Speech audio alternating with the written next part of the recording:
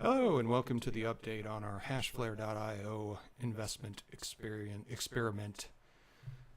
So today we're looking at the spreadsheet that I'm maintaining to track the progress of this experiment. And if at this point you don't understand what we're doing or you haven't watched it yet, I highly suggest you go back and watch the first video in this series so that you understand what exactly we're trying to accomplish, because honestly, for most people who are interested in Bitcoin, this is probably going to seem like I'm totally insane for doing this, and I probably am. But that's okay. We're doing this as an experiment. It's not really hurting anybody, and it's certainly not in any way damaging to anything. So it's an experiment. Everything is documented and outlined in the first video, so check that out if you're not sure what's going on here.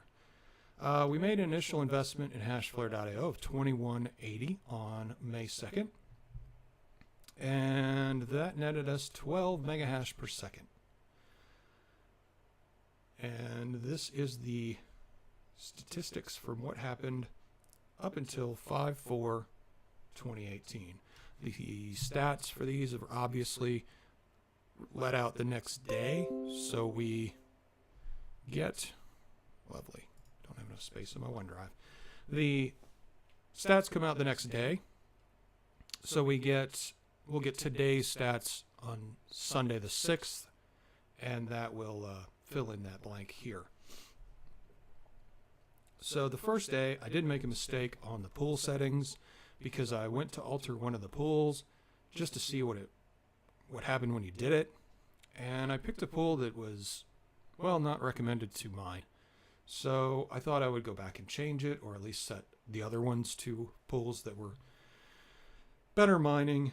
But unfortunately, if you make a change to your pool settings and save it, you lock all your pool settings in. I was not aware of that. It was kind of a surprise. I thought maybe I just locked in that one specific 1/3 of the pool. I did not know it was the whole thing, so I learned something there. So I'm going to go over these as to what we got paid out for what was paid out for the second. And on the second, we got, I'm not going to do the decimal points, 1,086. Our script balance, or our script maintenance, because we're mining script, is 648 for that day, which left us 438 in a remaining balance. Now, we made about a dime, as you can see, and our one-day revenue forecast is 10 cents. That matches up with this figure right here.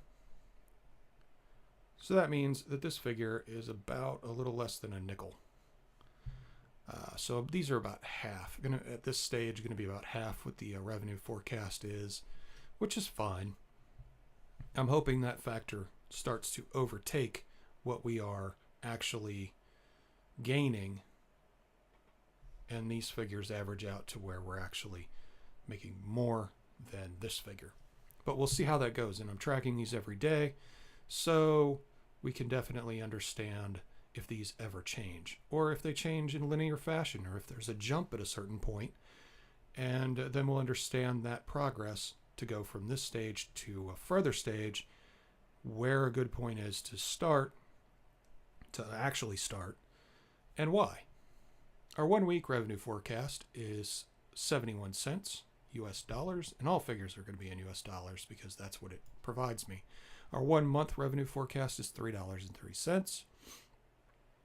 Our 6 month revenue forecast is $18.21, and our 1 year revenue forecast is $36.92. Now, this is the point where this particular contract that I started will expire. So, in all actuality, if this ends up being about 50% of this figure, then that's about $18. So we technically are losing $3 a year. But that's kind of subjective, and I'll show you why in a minute. On the third, same 12 megahash per second. I corrected the pool settings, and instead of 1086, we got 104. And our script maintenance fee went down a little bit. It was 623, which left us with an 855 balance. Again, Same one day revenue forecast, 10 cents. 1 week, 71 cents.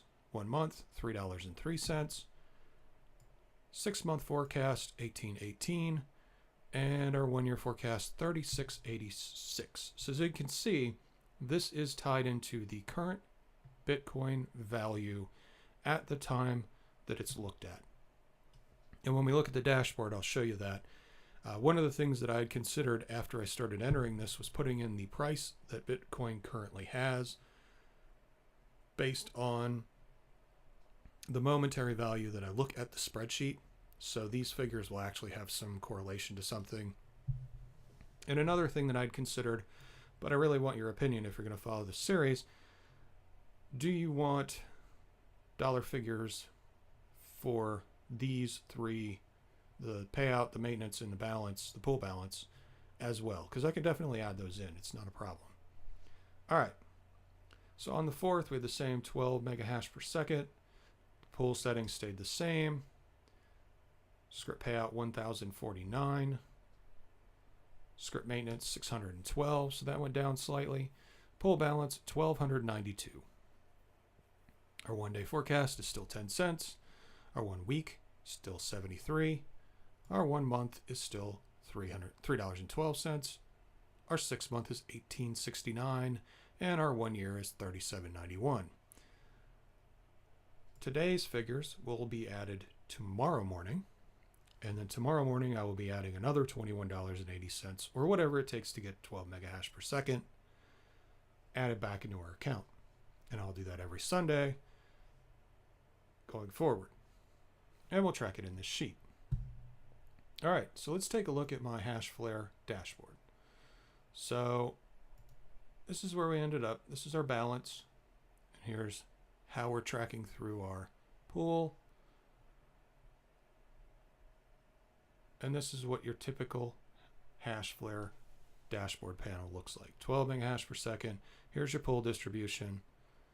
And if you go in and make changes to your pool distribution, when I changed, basically what happened, I changed this one and saved it to think to go back and change the other two, and it locked it so I couldn't change it for the day.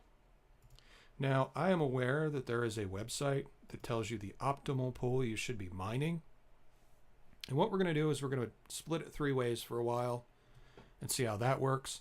And then I'm going to switch over to the recommended based on the website, and we'll see if there's any difference. And if there is a difference, then I will put the link to the page down below if it turns out to be worthwhile information, and we'll see if that helps or hurts or what it does. But for now, we're going 3 ways, and that's pretty well a good way to go.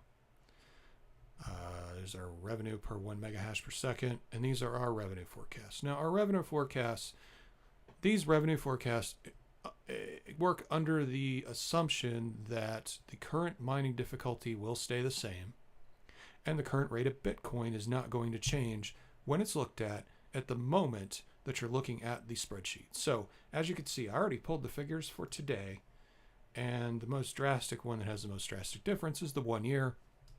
It's 37.91. Now, if you look over here, it's 37.84, and this is within the same day. So this is dynamic based on when you're looking at it. So this can go up and down throughout the day. So I'm freezing this at usually early in the morning, but this figure can vary through the day. And that's fine. It's not a problem. All right, well, hopefully that gives you guys a good introduction to the first week, even though I don't have a full first week to cover, so you understand what's going on, where we are, and what happened in the week, and why some things didn't pan out quite the way I thought they would, and some things did. Next week, we'll have more things to talk about because we'll have another investment, and we'll have a full 7 days to talk about. So that will work out way better in my opinion. And again, I'm going to post my link to this spreadsheet down below. You can definitely bookmark it and check it out every time you would like to see what's going on. I update it every day. Any suggestions you'd like to see to have me add to the spreadsheet, I'd be happy to do so to make it easier for you to understand. And I'm also going to put a link to my hashflare.io affiliate down below.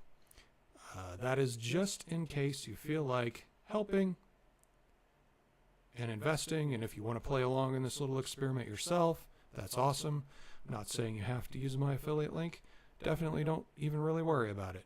However, if you feel like helping out, then definitely use it. If not, then great. It's just nice to see some people getting interested in Bitcoins and cryptocurrency in general. So therefore, by all means, with or without it, it's nice to see you here. And of course, if you do use it, I just definitely want to say thank you. It helps to contribute to the experiment, and we can see how investments coming from the affiliate link help in this progress, so that we can also document those if any of them come in, to where we can say, hey, if you promote your affiliate link, that's another great way to do it. But if no impact comes from the affiliate link, then that pretty much tells me it's not really something to have to pursue much.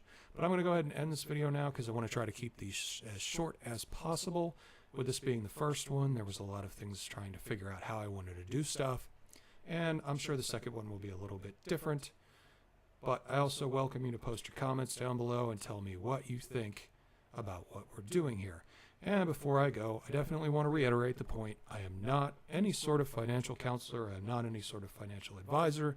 I'm not even any good with any of this stuff. I am a hobbyist. I'm not an expert. I'm not giving you investment advice. If you decide to follow along and do what we're doing and you lose everything, I'm sorry, but it's not my responsibility. This is just an experiment. This is not a recommendation. I'm not saying I make good decisions. In fact, most days I make some pretty poor decisions, like most people do. But that doesn't necessarily mean that this experiment doesn't have weight. Now, I have other investments that I work in, and for the sake of clarity, because some people have asked me, the money that I'm putting in is actually transfers of Bitcoin for other things that I've done. So none of this is actually cash out of my pocket. So there's not really any kind of a problem there. But I just want to make as clear as possible and as transparent as possible the process that I'm going through. So that should wrap it up for this one. Next one's going to be a bit longer as far as content and a little less fluff. And we will move forward based on your comments as to how you want to see things go. And that should do it. Thanks for watching, and definitely check it out next Saturday when I come back and tell you what happened in a full week with another reinvestment, see if it makes a difference. I'll see you then.